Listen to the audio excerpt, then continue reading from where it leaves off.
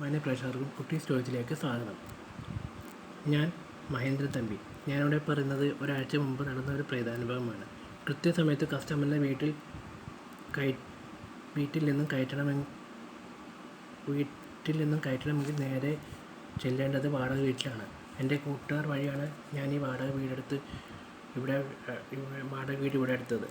വേറെ വീടൊന്നുമില്ല. തന്നെയുമല്ല, വാടക കൃത്യമായി കിട്ടണമെന്ന് പറഞ്ഞു.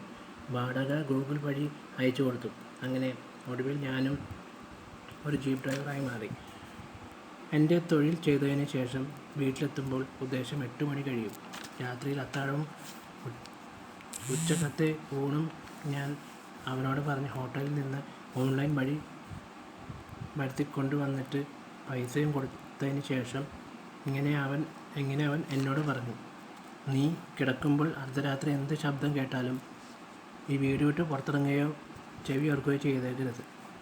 എന്താ കാര്യമെന്ന് ചോദിച്ചപ്പോൾ അയാളൊന്നും മിണ്ടിയില്ല. ഇറങ്ങിപ്പോവുകയാണ് ചെയ്തത്. അർദ്ധരാത്രിയായി.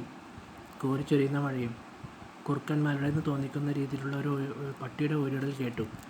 നത്ത്, കൂമൻ എന്നിവയുടെ കരച്ചിലും കാലങ്കോയുടെ കൂവലും അടുത്തെത്തി കഴിഞ്ഞു. ഞാൻ നോക്കിയപ്പോൾ ഇവിടെ നിന്ന് ഒരു സ്ത്രീയുടെ അലർച്ചയും അട്ടഹാസ്യവും ചിരിയും നിലവിളിയും കേട്ടു. ഞാൻ പുതപ്പ് വഴി മൂടി പുതച്ചു കിടന്നുറങ്ങി. ഒരു ചിലങ്കയുടെ ശബ്ദം. ഞാൻ നോക്കിയപ്പോൾ ഒരു വെള്ളസാരി ഉടുത്തൊരു സ്ത്രീ എൻ്റെ വീടിൻ്റെ വരാന്തയ്ക്കുള്ളിൽ ഉലാത്തുന്നു. ഞാൻ കണ്ണും തിരുമ്മി നോക്കിയപ്പോൾ